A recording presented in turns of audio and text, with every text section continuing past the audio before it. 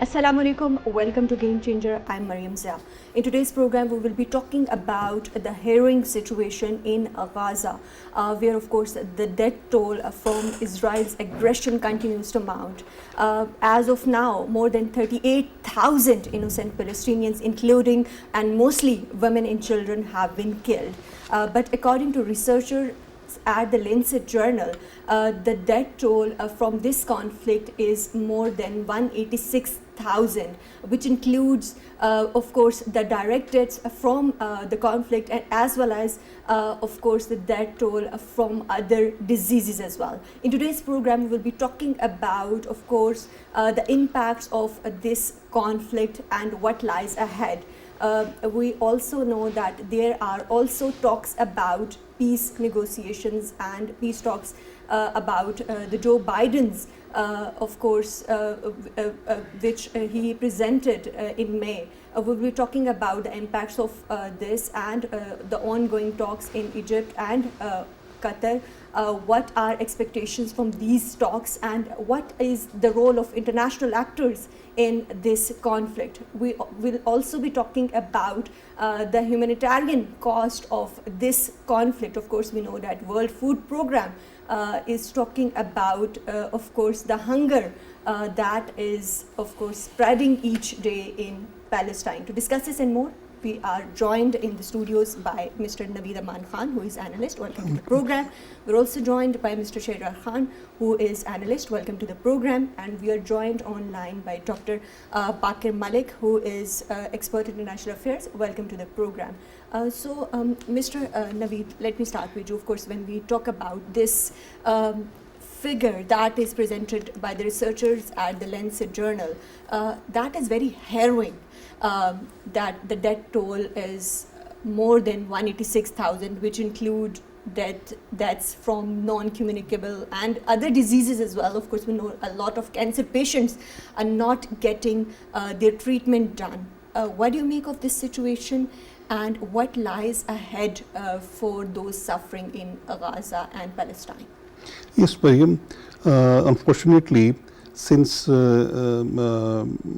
October last year, October 7 last year, Israel has been waging full-scale war on Palestine, and till today, as you have earlier mentioned, 187,000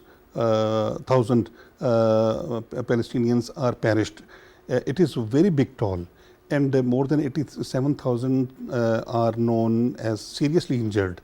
More than 16,000 are children, and many women are, 10,000 are still missing. Doctors and nurses are more than 500. Civil defense staff is more than 75, and journalists, 158 journalists are perished in this, full-scale war or full-scale barbarism of Israel on Palestine. The impact of this barbarism on Palestine has put very, very, a big impact on the Middle Eastern region and on the Europe and US as well. The societies of Europe and US are also more polarized as compared to the situation prior to October 7 last year. I think all the forums like European Union, UN, America, African Union, Arab League, OIC, all are unsuccessful in having ceasefire since October. Right, of course, and that puts a question mark on the role of these international actors. We will be talking about that later in the program. But Sheharyar, when we talk about this figure, which is very harrowing, because the health ministry in Gaza quotes the figure at 38,000 plus when we talk about the deaths. But this figure presented by the researchers at the Lancet journal puts that figure to 186,000. What are the implications of this figure, and how much of the role is the lack of access to health facilities and the destruction of health infrastructure in all this? So, Maryam, first of all, I'm not really surprised by this figure. Even the figure of 38,000, because it's coming from the Gaza Health Ministry. These are the dead and the wounded that are brought to hospitals. You know, so around 40% of Gaza's buildings and infrastructure has been destroyed, and because of all the deaths that have happened, or people who are like under the rubble, so those numbers weren't really reported. Right. And even with these numbers, Israel is like so adamant that they basically say that because, and they basically call the Gaza Health Ministry a front of Hamas. So they are not even agreeing to these numbers, and they have their reasons, obviously. But this number coming from an independent source like the Lancet, which is a very respected research journal, and they're like estimating numbers which are at least like 5 times more than what the Gaza Health Ministry is basically saying. This is a cause of serious concern, because the whole impact, or I would say the magnitude of the war crimes that are being conducted by the Israeli military is like a lot more than we originally even like thought about. Even when it comes to the peace talks, Hamas and like now a lot of like international interlocutors, they're also basically saying that Netanyahu is doing his best to put obstacles in any peace talks that are happening. Of course, and even people within the Israeli establishments are saying that Prime Minister Netanyahu is putting obstacles regarding these peace talks for his own personal gain. So, Dr. Baqir, what do you make of all this situation, and what do you make of the current status of the mediated truce talks in Egypt and Cairo? Thank you so much, Maryam. As you have mentioned in your intro that according to the Gaza Health Ministry, the death toll is approximately 38,000. And but the independent researcher, I believe that it is more than the 38,000. And I was reading a report from the Brookings Institute and the Carnegie Mellon, and they were estimating that the death toll is not like that 38,000; it's more than 0.2 million. So think about that, how situation is serious in Gaza. To talking about this, how these international organization or a state will do, or how they can play their role to cease fire or to stop this war. As we see the role of the United Nations is actually before when this conflict was started, it was a completely. We see that the United Nations role was looked like a very dead. But after that, due to some pressure from the public or the international community, and at least United Nations play its role to pass the resolution to cease fire. But when we are talking about the international community, states have a different approaches. So states are actually thinking more about to protect their national interest. So we have seen the United States, United Kingdom, or Europe. Their national interest is basically to engage Israel more and more in this with the Palestine because it is in their national interest. But on the other side, we have seen that these states are actually paying because society actually show its response against the state policy. We have seen this reaction in a current French election, and even we have seen this current reaction in the UK election. But what is going in Egypt like this? But on documents, they will say that, okay, we are supporting the ceasefire. They are the humanitarian crisis in the Gaza.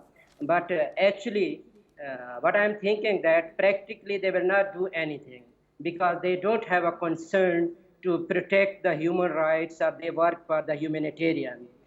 Maybe you have read the report about this, the UN, the oldest agency, URWA, that is working in the Palestinian. Right. Even according to their report in January, more than 1.7 million Palestinians actually came in our shelter camps to take shelter in our campus. And but on the other side, Israel is basically not taking care of the reaction of the international community, or even they are not counted the reaction of the state, or they are even not taking this. It looks like this is not a concern of the Israel, that what the international community is thinking, or how they are basically pressurizing the Israel, because this Urwa agency, according to their official statement, when this conflict was started from October to January, Israel was also attacked on a different offices of the Urwa. We are the 140 more than colleagues. 50% of UNRWA operations and institutions have been destroyed so far, and 196 workers have been killed.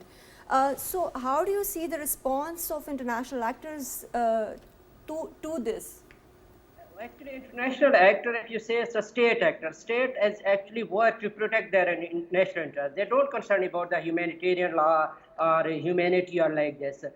But to basically to make a happy to their public, or like to the control the sentiment of the public, they just say that, okay, we are trying to settle the dispute or like that. But from this October to till now, we have seen that practically they are not doing anything to actually stop this war. But on the, just on a statement, they are saying that we are trying to cease fire like this. On the other side, you have seen a very dual reaction from the Europe or from this Western community. Officially, they are fully supporting to the Israel. And do you believe that Israel is a small state with the support of these international community? They will not take care of these United Nations resolution, or they are not basically considering there is some pressure from the international community or international organization or like this. So I think we can say that international community is basically fully backing to the Israel. But on the other side, on a media, like they are showing the support to the Palestinian, but actually it is not happening. So I think for the international community, the more role is playing by the international organization, human rights organization. But unfortunately, they can pass the resolution. They can actually trying to settle the dispute, but they are not an entity to dictate a state, to dictate or to stop the war. Actually, it is a role of the United Nations. It is a role of the international. It is the role of the state actor. Of course, this shows the double standards of these international actors as well as international institutions. This conflict is making those double standards apparent. So, Mr. Naveed, coming back to the truce talks, what do you make of the current status of the mediated truce talks that are going to be happening at Egypt as well as Qatar? And also, how do you view the current statements by Prime Minister Netanyahu in which he is trying to sabotage these talks? Maryam, Israeli Prime Minister Netanyahu himself has sabotaged all the peace talks or the peace efforts made by any forum or at any level in the entire world. No matter it is initiated by the Muslim world or non-Muslim world. He is willing to continue what he has been doing since October last year. And he is facing, because of his such behavior and decisions, he is facing tremendous pressure from within Israel, from Israelis. And they are coming out their houses with the chanting slogans in the streets and having placards in their hands and demanding for the ceasefire, number one. Number two, they are demanding elections from him, because he is to go in the elections, and he is deliberately avoiding those elections. And he has, I think, read that on the wall that he will lose elections if today he announces elections in Israel. And this is what he is not ready to accept.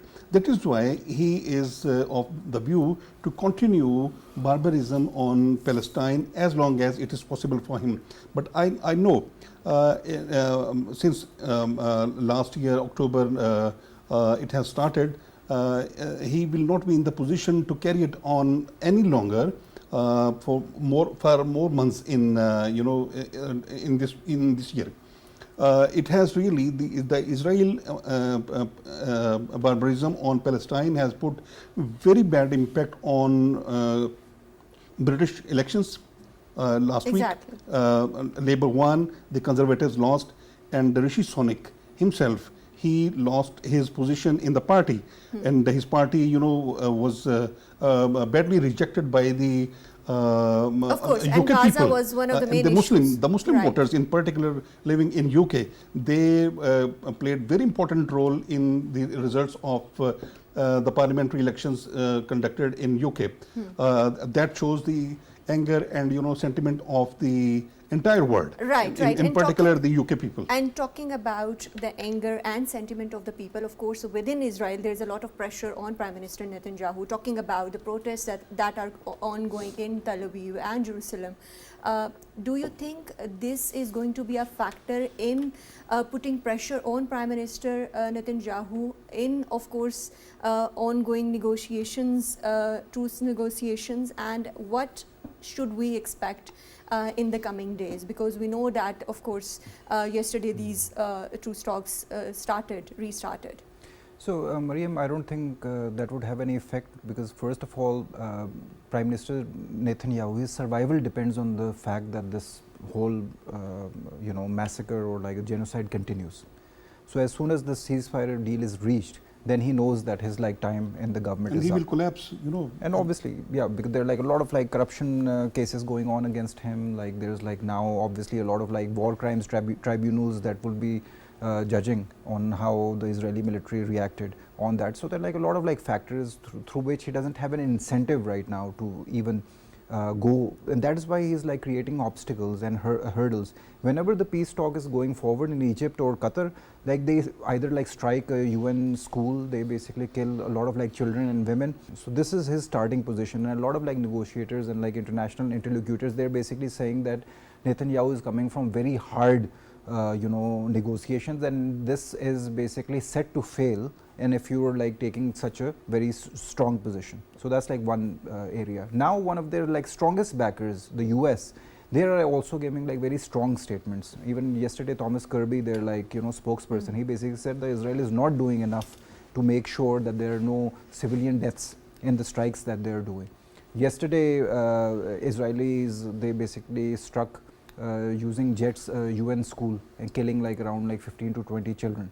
So we can see that this whole military strategy is very in line with the way Netanyahu is trying to disrupt any peace talks, and he knows that if he keeps on mounting the death toll, obviously the whole peace talks will be derailed, and that is what his main focus is. Now a lot of countries that you also mentioned, they are now trying to show their discomfort, or they're against the way Netanyahu is dealing with it. A lot of Western countries like Spain, like Ireland, Norway, they're already France, they're all some of them have already recognized the state of Palestine.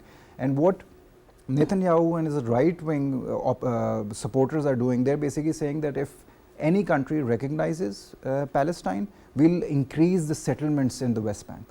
And now Canada, France, they've also said that we will never support this, and Israel should take this decision back of illegally expanding settlements. And we know what that basically means. That basically means that all the Palestinians who are living in the West Bank, they basically take them out of their houses and they appropriate their houses, and they basically say we'll settle Jewish settlers here, and it's in in international law. This is right, ethnic of course, cleansing. illegal Jewish settlements remains an issue. I will continue, Sheharyar. Right. Sooner or later, Netanyahu will have to announce elections. He cannot continue this war for years and years. I mean, he will have to announce, because his term is over, and the pressure is mounting from within Israel. The pressure is also mounting from the West as well, because more and more Western and the North American countries are acknowledging Palestine, and the Palestinian position is stronger than the Israeli position. Israeli position has been weakened because of his this barbarism and stubborn attitude towards Palestine. Right.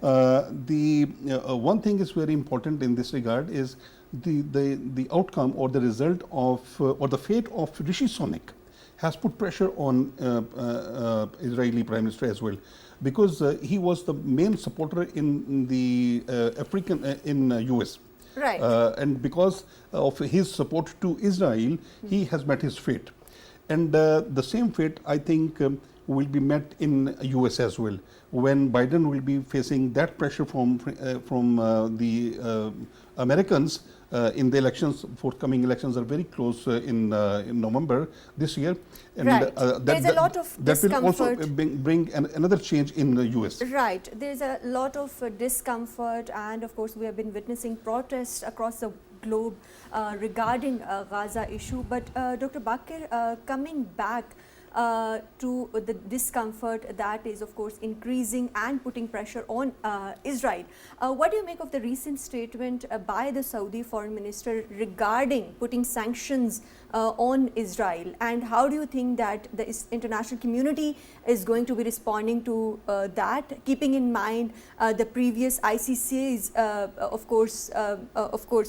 ICC's investigations into Israelis' war crimes? I don't think so. Okay, this appeal of the Saudi Arabian, you can say they are trying to put some economic sanction on Israel. I don't think there will be some impact on Israeli economy because you were talking about that Biden has proposed, gave a 3-point proposal. One was the ceasefire, second is the leave the hostage, and third was the reconstruction. Apparently, it looks very attractive, but how is it possible? When both Netanyahu and Hamas, they are saying Hamas demand is just only that leave the Gaza completely, and other side, the Israel saying that without the eliminating the militant, we will not leave this. So as the Saudi Arabian Prime Minister, they are saying that, okay, we need to put this, have some economic sanction or to take in an international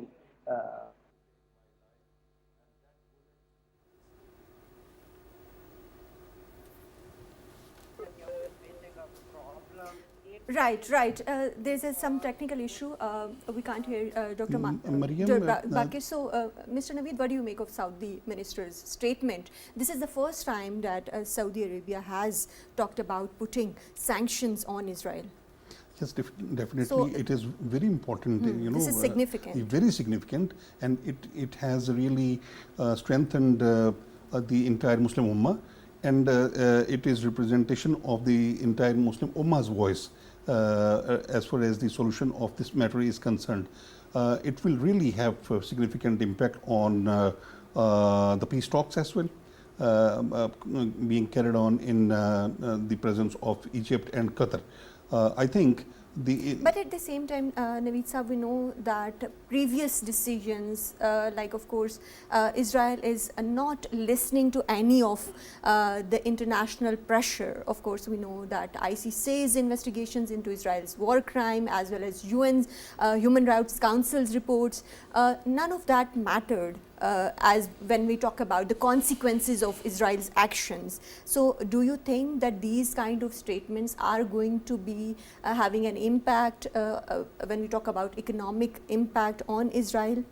Definitely, Maryam, we cannot keep quiet, or the world cannot keep quiet on this situation. They have to continue making efforts for the ceasefire or for even for any longer truce.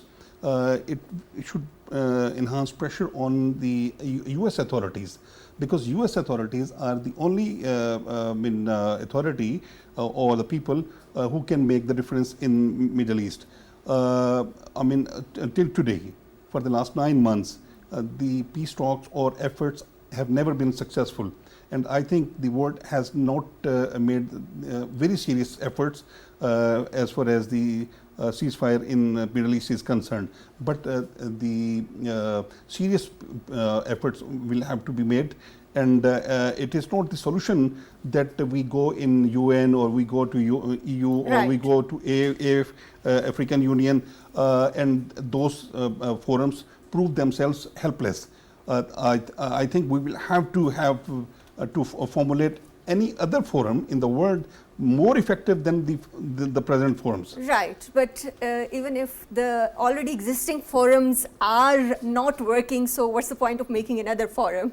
So that's another point of debate. But Dr. Baqir, coming back to the previous question, I want you to continue on that regarding the sanctions. This is the first time that, of course, Saudi Arabia has called for sanctions on Israel. How significant is that, keeping in mind the previous UN Council Council reports and ICC's investigations into Israel's war crimes. Do you think this is going to be having an implications for Israel in future?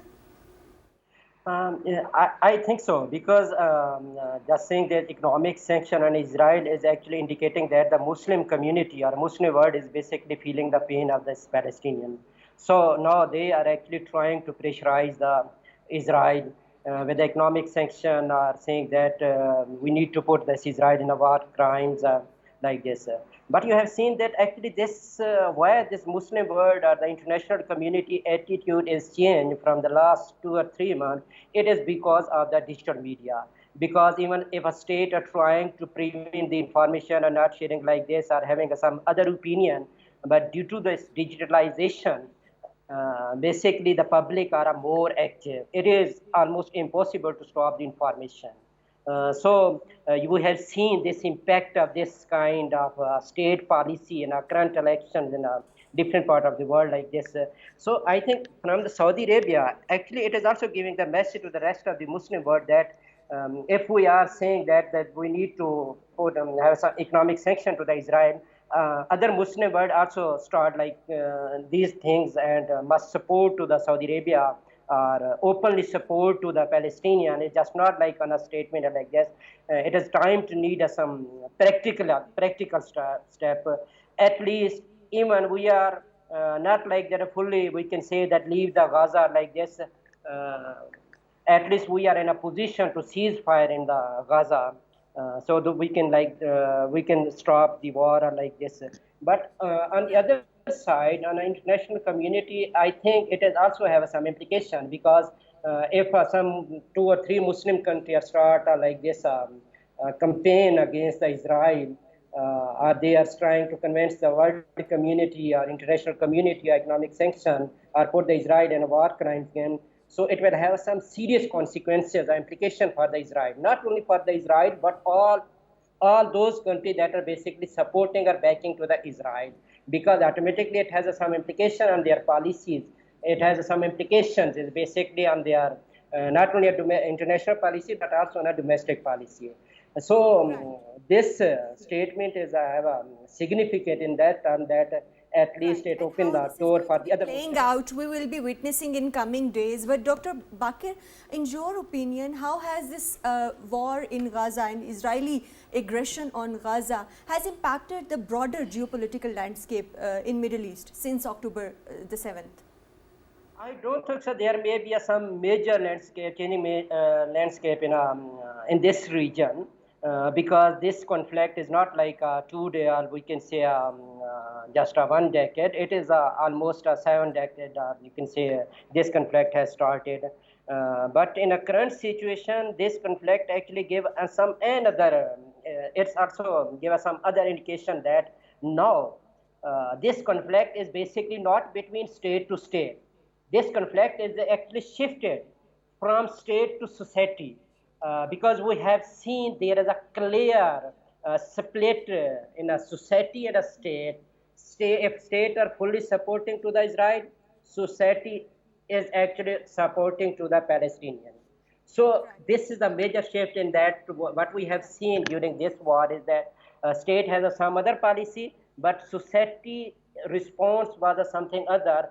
Due to this societal response, this was the resolution was moved in the United Nations, and the world community or world leader was having some feeling of pressure from their people or like this.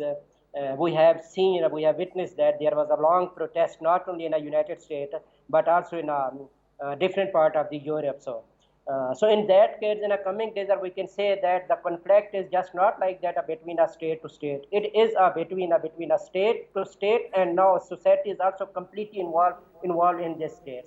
So in the future, I think that for the Israel, both for Israel and Hamas, it is not possible to start a war or to engage each other for a long term, because they have seen the implication of this war in currently how the public is basically thinking, how the international community is thinking like this.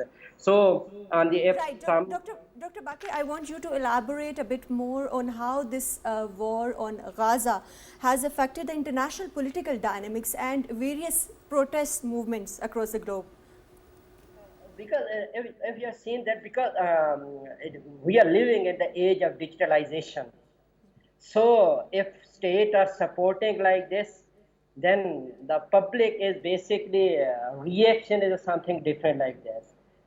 You have seen this clear defeat of the Macron in French election, UK, and like this, and you have seen the current situation in the United States. Even we have seen when Trump was the president of the United States, their policy was actually how Trump was fully supporting to the Israel. And similarly, now the Biden is actually having continue the same policies. And we have seen the public reaction, how it is basically impacting the political campaign of the Biden.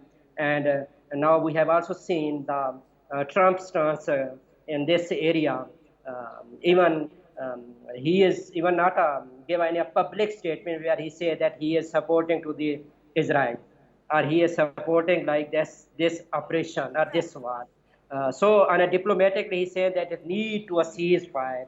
Have you seen that the changing of the attitude of the Trump when he was office? His policy was totally different. Now when he was out of the office, his policy is totally different because he know that this is an election year. Maybe if I will support fully to the Israel, this may be some serious implication for our electoral campaign. So I think there is a major shift in a political shift in the world community after this digitalization world and like this. So it's not only an implication for Israel or but it has some also implication for its allies or United States or European Union. Right, of course, a lot of pressure is mounting on this. Mr. Maryam, Naveed. I'll continue with Dr. Sure. Baqir's words. Because of the aggression of Israel in Middle Eastern region, the sense of insecurity is prevailing now in in Middle Eastern countries, especially in Lebanon, in Syria. Because that is also being yes. attacked. A lot of population is being displaced in Definitely. Lebanon as well. And this approach cannot bring peace in the region. Israel will have to honor the sovereignty of the Middle Eastern countries to find that permanent peace in the region and to go for permanent, prosperity or the development in the region. But will it remains a question mark? I mean, it is the only way. It is the only way. Otherwise, if Israel continues with the same approach, there will be no peace in the region. And in the Middle Eastern countries, the unrest will prevail for long time, and this is not the solution or fate of the region unless it is achieved. Right, and Sheharyar, what kind of actions are required at this point in time since October the 7th, keeping in mind all the background, all the UN resolutions and how countries and leaders change their stance? What kind of actions are needed at this point in time to strike a ceasefire deal? Well, especially by US administration. Exactly. The onus of this whole, debacle basically goes on the US, obviously, because it has been single-handedly supporting all the aggression that Israel has basically up till now committed.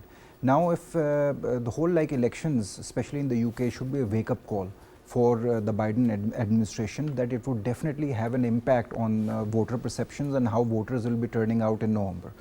And if they have learnt anything, there will be a lot of swing voters and a lot of swing states. And with the huge population that is Muslim, they would want to vote for President Biden and his administration. So they will definitely need to change their stance, and they would have to take a harder approach on Netanyahu and his administration. Even internally, Netanyahu was supposed to give an address to the US Congress, and now the whole families of the captives in Israel, they're basically forcing Netanyahu not to give any statements or speeches in the US Congress unless or until a ceasefire deal is reached or the hostages come back. And only after that will he have any legitimacy or authority to go and talk to the Congress on their behalf.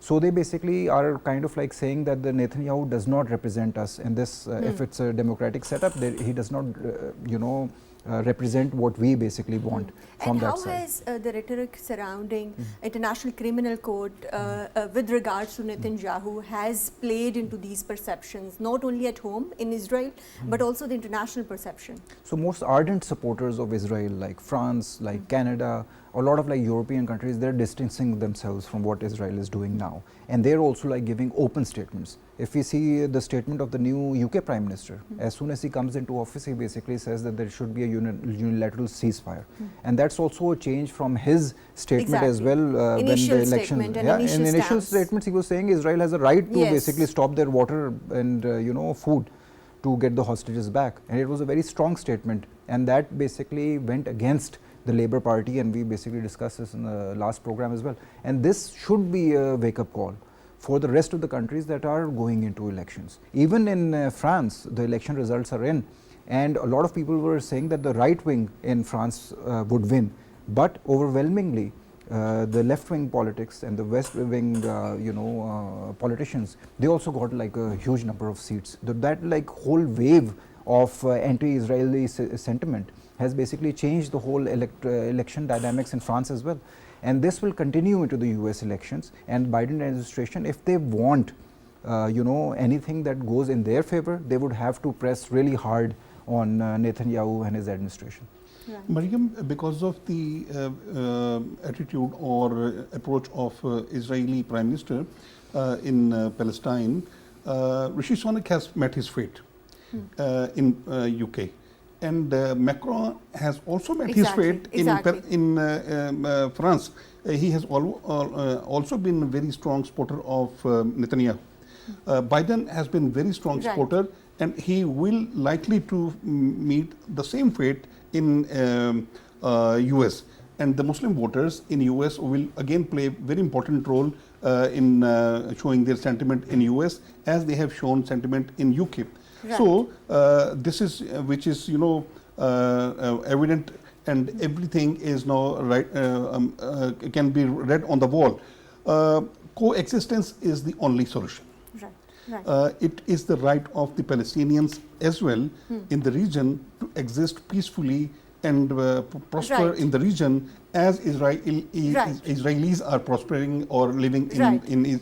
So, Dr. Baqir, coming back to the role of international actors and international human rights organizations, what can we expect regarding humanitarian and legal actions, specifically when we talk about the recent statement by Prime Minister Netanyahu regarding the peace deal and negotiations that Israel wants to continue fighting this war? I think at this moment, Netanyahu is actually having not only a pressure, not as pressurized in Israeli itself in Israel, but also have a pressure from this international community like this. So by this statement, he is actually openly claiming you can say the defeat, or what he actually wants to achieve in this with this operation is absolutely fail. So this statement is just not like this only. It looks like what actually he was expecting, and the result is totally different. And secondly, he was also not expecting this kind of strong reaction or opposition or a pressure from Jews itself, not only in Israel but also from the Europe and the other part of the world like this, because we have seen this Jewish community is also opposing in this opposing the But Dr. Baqir, do you think that international humanitarian and legal frameworks are going to be addressing the consequences of such statements? It may be, but it's just only actually used to build the pressure. But practically, we have seen that practically, actually, it is not a doable like this.